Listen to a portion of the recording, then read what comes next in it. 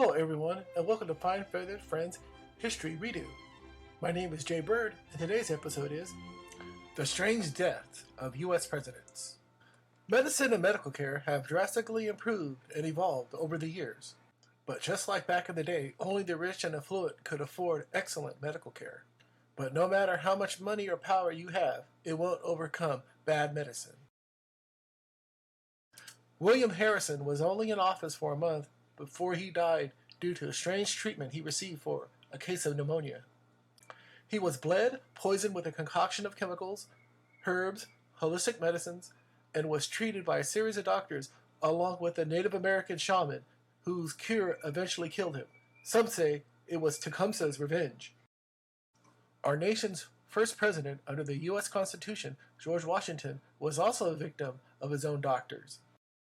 After declining to run for a third term, Washington was more than happy to return to a slave plantation in Mount Vernon. One day, Washington went out to survey his plantation. He caught a cold, which developed into a fever. His doctor recommended bloodletting. The doctors would remove a few pints of blood by bleeding out the bad blood from the patient's body. They removed nearly a gallon of blood from the former president, which eventually killed him at the age of 67. Washington only got to enjoy 2 years of retirement before passing on. Zachary Taylor was the second president to die in office after William Harrison. Old Rough and Ready was elected to office because of his status as war hero. Taylor didn't even believe in his own party's, the Whigs, political platform.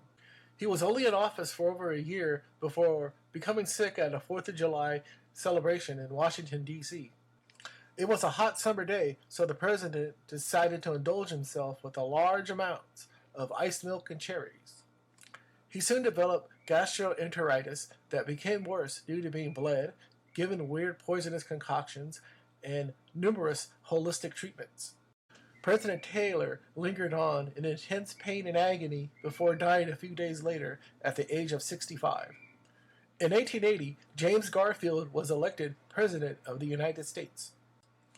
Unfortunately, his term ended after a few months when he was shot twice in the back by a crazy failed lawyer and bill collector, Charles Guiteau. He used an ivory-handled pistol because it would look good in a museum. The doctors couldn't find one of the bullets, but they were determined to remove it. They poked and prodded the poor man by using a metal detector designed by Alexander Graham Bell. Garfield eventually developed severe infections caused by dirty surgical tools and unsanitary hospital conditions. He lingered on before dying 2 months later at the age of 49. At his trial for the murder of President Garfield, Charles Guiteau said in court that the killing of the president was an act of God and he was only the instrument, but he later stated, "I did not kill the president. His doctors did." Our last president we are going to be talking about is Warren G. Harding, a scandalous, corrupt individual who set the precedents for a few others like the last one that was just voted out. The OG Warren G. was in office for 3 years that was plagued with scandal and corruption. His executive cabinet was filled with shady businessmen, corrupt politicians, and questionable appointees.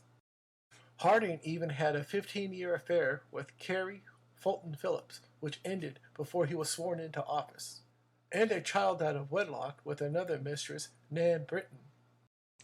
On July 27, 1923, he became mysteriously ill and died a few days later in San Francisco at the age of 57. Nobody knew what happened, and the cause of his death remains a curious one, even to this very day. Harding's personal doctor, Charles Sawyer, treated the president before his death by prescribing strong laxatives to purge his system, which may have killed him. He never accepted money for his treatments because he felt it protected him from potential malpractice lawsuits.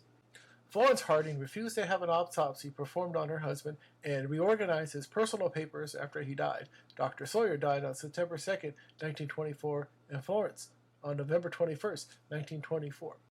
The only people who knew about Harding's final hours took their secrets with him to the grave. Some historians believe that the wife and the doctor conspired to kill Harding in order to protect his already tarnished legacy, but it's more likely that he was just a victim of bad medicine.